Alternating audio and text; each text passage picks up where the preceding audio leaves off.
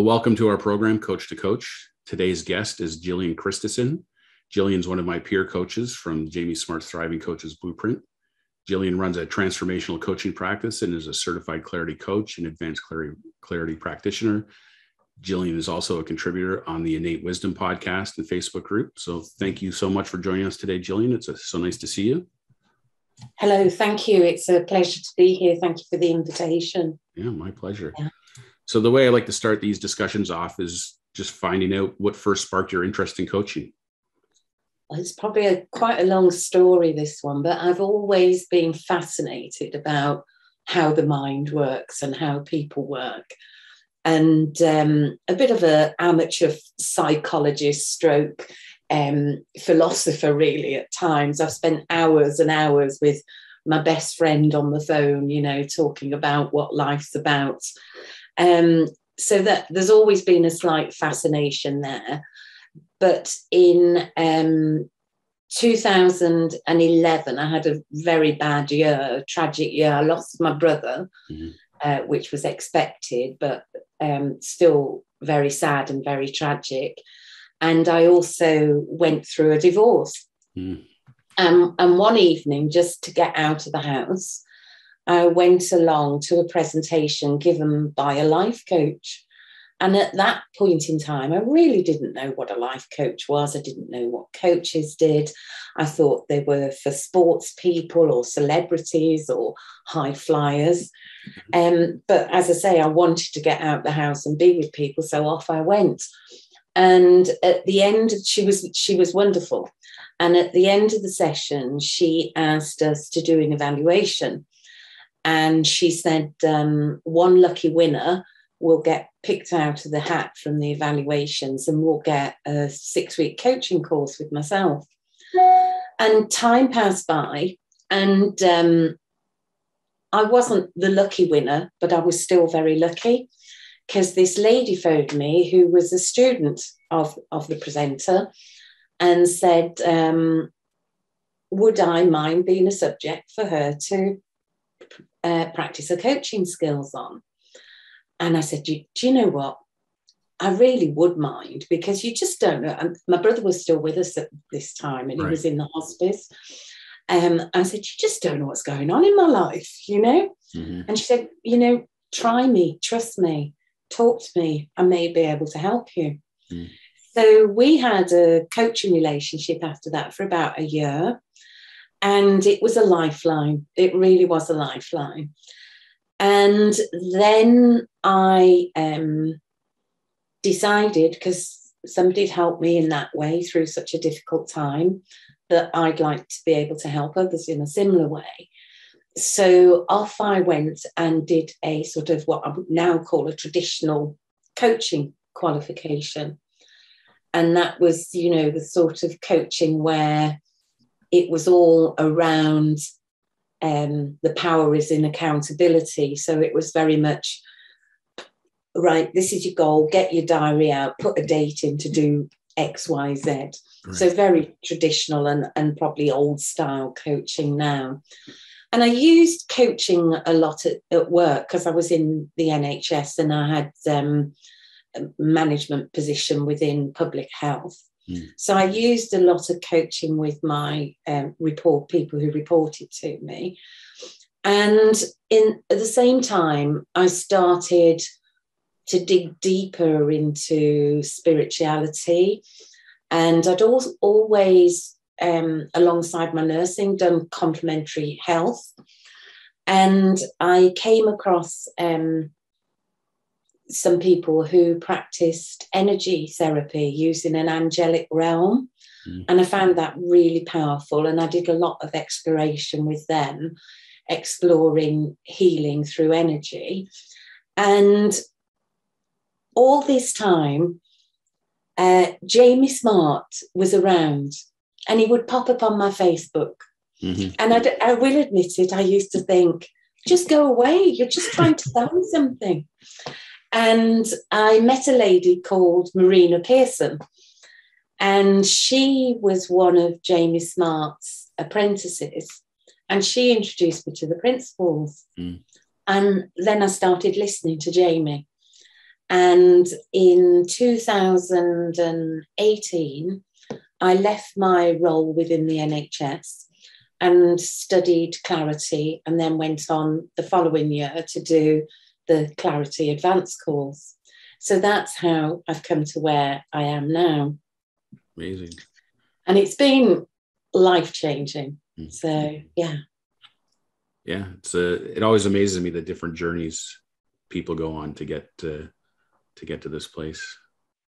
It's funny when you mentioned Jamie popping up, because I first discovered Jamie in, I think it was like 2008 through, and when he was doing his NLP business, and I was taking a real estate sales course, and that guy was an NLP master practitioner, and he kind of built NLP into his real estate training. And then Jamie was a guest on his program or something, and that's how I first stumbled onto Jamie. And I had to kind of ignore Jamie for years.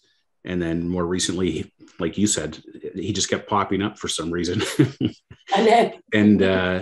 And this time it was, and I'd read Clarity before, but I didn't get it at all. And this time with his Facebook Lives and stuff, talking about the principles and things, I don't know, something for me just clicked, and the rest is history, as they say. So that's great. Well, now that we know how you got into coaching, maybe you can tell us a little bit about your coaching practice and who you work with typically, and a little bit more around. My coaching practice is quite new and it's evolving.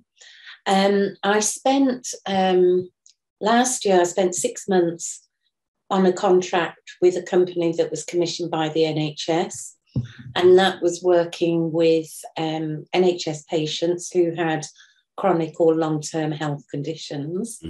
And that I really enjoyed, because obviously with my own background in health and the nature of my studies outside of my nursing realm, very much, that mind-body connection is something that I'm really interested in exploring with people. And I'm also very interested in mental health, because at one point I did have a breakdown myself. And I'm very much subscribed to the ideas of Bill Pettit, who's a 3 principles coach, that all mental health is, or when we go off the rails, is actually just a snapshot of where we are at that moment in time. And that I also believe that mental health probably could be prevented escalating, because I think that it's gradual, it builds up and becomes more severe if you ignore those early warning signs. So I definitely think there's a great prevention that could be had through coaching for people who probably don't realise their own resilience and how their experiences are created. Yeah. So that's an area of interest. And I think in the world today, we're all pushed to grow and develop. And I know when I was in the height of my career, it was when I get the next qualification and I get that qualification, then I do something else and something else, that I'll be okay when X, Y, Z happens. And one of the things that really strikes me is a lot of us are trying to grow and develop because, that's sometimes what we're expected to do in society and within our roles. And if you look in nature, nothing grows until it's nurtured, from the tiny flower seed to a newborn baby. Growth and development comes from the nurturing. And I think what we often do is we neglect nurturing ourselves. So one of the groups that I like to work with is particularly women who spend their life nurturing everybody else and their relationships and their careers and their households, but often neglect to nurture themselves and put their own needs first. Yeah. No, it's I know exactly what you're talking about, because I don't know, one of the fascinating things I've found in my own life is just watching my wife do everything you just described. It's putting me and the kids and the dog and her job, everything before herself, for the most part. So yeah, I know that one firsthand for sure. Yeah, and I think we're not very good at women and men, but I think women in particular are not very good. We sort of fall into a role, and we're not good at accepting help and or asking for help. Yeah. You know, we make our own sort of expectations of ourselves and then try and fit into that, and we're often exhausting ourselves. Yeah. It's funny, the picture that's coming to my mind is the metaphor of the oxygen mask on the plane, right? Like you have to put your own mask on first before you can help somebody else. And in life, we don't generally do that. So it's a good reminder for sure. It's an old adage, isn't it? I was speaking to a peer yesterday, and we were talking about that as well. And the other way of saying it is you can't give from an empty cup, you know. And even though it's a bit twee and you see it on memes and everything, if you actually sit and embrace it, it actually is a really, really important message. Yeah, it is for sure. Are there any examples, either people you've coached or coaching you've had, that you would share, just to give kind of one of the things I'm trying to do with this series is for people who aren't really familiar with coaching per se, to understand the kinds of things that it can do for people and in what situations. I mean, I think of coaching now as kind of a, I can't really think of anything that coaching can't help. But often people think, well, whatever is going on for me, I don't need coaching on that. But so I'm just trying to give people an opportunity to see a variety of examples. So if there's anything you can think of that you'd like to share. Yeah, there's a couple. And as I say, I work predominantly with women, but I will work with men. And one client approached me, and he was mature and a professional and a really good guy in business, setting up businesses to help other people start in business and running his own business. But the area in his life that was lacking was that he had been divorced 5 years ago, and he was still of an age where he'd like to find a new partner and have a family. And he had some very interesting sort of ideas and stereotypes and about how relationships should be and such like. And, you know, we spent a lot of time just very conversationally exploring these and unpicking them and sort of exploring and probably blasting open some of the beliefs he'd been holding on to for a long while. And what was lovely is he actually found a partner. Wow. And the relationship was free of some of the stereotypes he'd held in place. Yeah. I think sometimes what was important in that one was his expectation of how people should be in a relationship when they first meet. So when one of the days he phoned me when he first met this lady, and she was a professional as well. And he said, you know, we'd had a couple of dates, have all gone so well, but she doesn't want to speak on the phone in between in the week. What's wrong? And I said, you know, maybe there's nothing wrong. You know, she's professional, she's busy, etc., etc. But, you know, this idea that if you meet somebody and you're keen on each other, that, you know, you have to have that constant communication or it means that they don't like you anymore and stuff like that. So really interesting, some of the things and some of the stories we tell ourselves. Another lady I've recently coached is a lady who is professional and she's talented. She's a singer. And she taught in a school and she taught music. And she's recently retired and she's single. She has family, but she's a single lady. One of the things she suddenly realised when she was retired was she was missing connections with people. And how do you go at that point in life and make connections and relationships, and what are connections all about, and how sometimes, just being comfortable in somebody's company is enough. You don't have to worry about what you say in advance and all of that sort of thing. And also, she's quite new to the 3 principles and how she can express and share what she's learning. And she found a unique way of how she will express it through the arts. And she's now taking that back to her school, and they're putting a production on around stuff. So wow. Yeah, there are some of the variety of things. And then the other things are people who have a specific goal. I would like to lose weight, or I would like to change my role.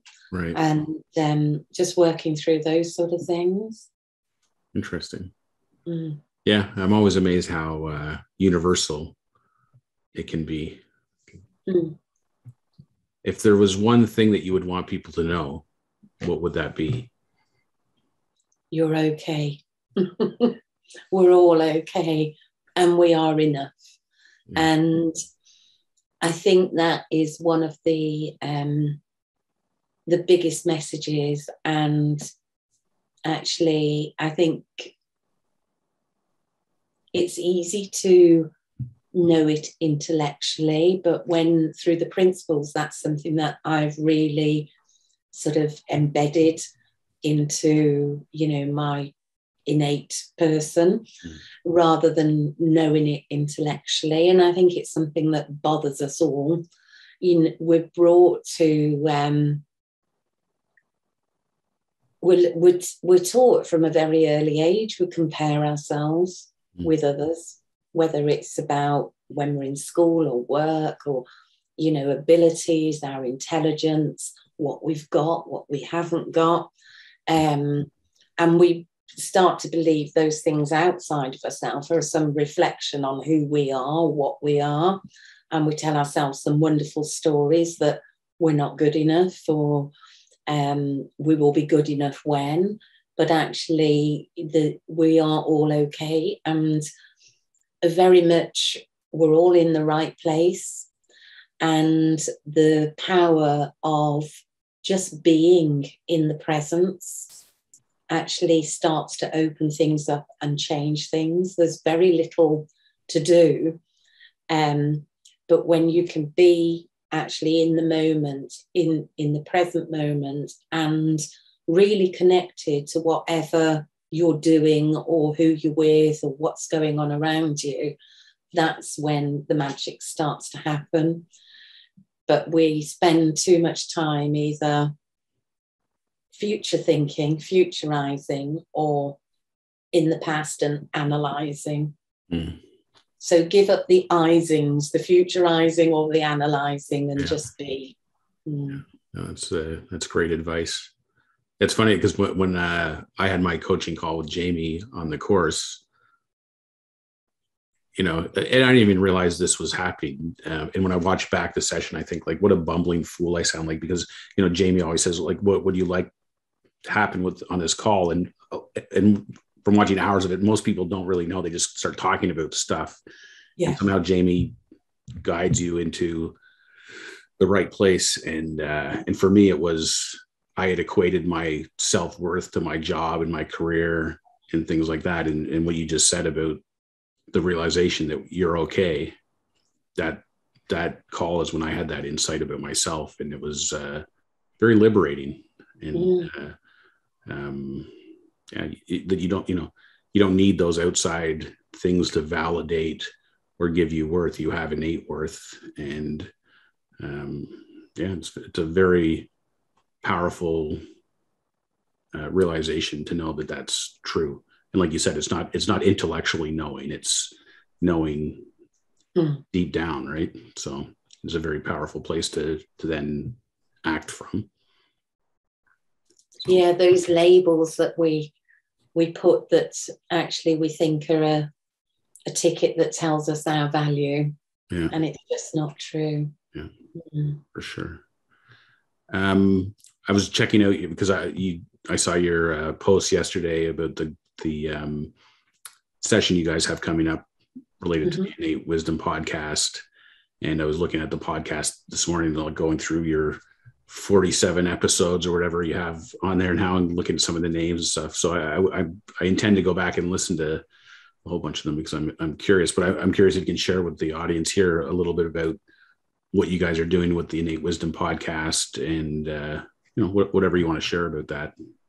Okay, so we don't really know at the moment, but I can tell you where we're at with it. There's a group of us. I think there's 5 or 6 of us. I'd have to count on my fingers. And we went through Jamie's Clarity Advanced course together. And we decided to form a Facebook group. And the idea was, first of all, to share the principles to a wider audience. And secondly, to actually challenge ourselves to do the interviews with people and be out there and be heard and be live. So the first year we did a lot of interviews with people who are well known within the 3Ps community. I think we've got one with Jamie, we've got one with Dick Bettinger, Chip Chipman, Jan Chipman, and that's to name but a few, Bill Pettit, Linda Pettit. So a lot of people who have been in the principles community, and also some of them that I would call first generation. So those people who actually knew Sid and learned from Sid. I was going to say they're 3P celebrities. 3P celebs, so we've done the interviews, and this year we're in the process of review. We want to, and we will be actually putting a lot of stuff out shortly. We want to connect more with our audience as ourselves, find out more about what our audience wants, and probably speak to some of those things that people go around every day struggling with. So they're standing in the queue in the supermarket thinking, I haven't got time, I've got to do this, I have no time for myself, I'm useless at my job, my boss is a big prat and it's all affecting my life and it's all too much for me. So those everyday things that we struggle with as people, which on their own don't seem major, but when you add them all together and put them onto one person, they can be huge. So we'll probably speak to different topics. In the meantime, the ladies of the group, because we've got one man, Rob Morgan, next week we're doing a woman for woman, innate mental health, so mental health from the inside out. I'm speaking about mental health and how creativity can help healing, but also lessons we can learn from creativity that translate into life. So a little bit, when we paint a picture, we've got a blank canvas, and that's how our life is. And the things that we learn through doing that are overcoming perfectionism, procrastination, that idea that we're not good enough, and also the courage to experiment without being focused on the outcomes. My colleague Julie Finn is talking about her own personal journey with cancer and how she's a cancer survivor. Sorrel Pinder is talking about loss, grief, and the guilt around that. And Polly is talking about how we define ourselves as women And we have a guest speaker, Clasia Mendes, Mm. who people might know through, she works with Jamie, who is talking about forgiveness. Mm. And if anybody's interested, it's a free event. It's a Wednesday afternoon, 2 till 6. And it can be accessed through the Innate Wisdom podcast page on Facebook. Amazing. Yeah, sounds like a great session. Yeah. We're nervous, but we're looking forward to it. Sounds like it'll be amazing. Mm. Yet another time in my life when I wish I was a woman. I would share a recording. Yeah, that's awesome. Editing. Apart from the Innate podcast, how else can people get in touch with you if they're interested in learning more about what you're doing or interested in your coaching? I'm on LinkedIn, Gillian Christison on LinkedIn. And at the moment, through my personal Facebook page, which is just Gillian Christison, my coaching page I've closed down for a little bit, because I'm reviewing and developing it. Yeah.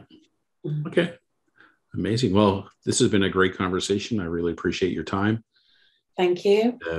Good luck with your podcast. It sounds like an amazing session, an amazing group of people. And I look forward to actually reviewing all your podcast episodes. I'm sure there's lots to learn and lots of insights in there. So thanks again, and we'll talk to you soon. Thank you. Thank you very much.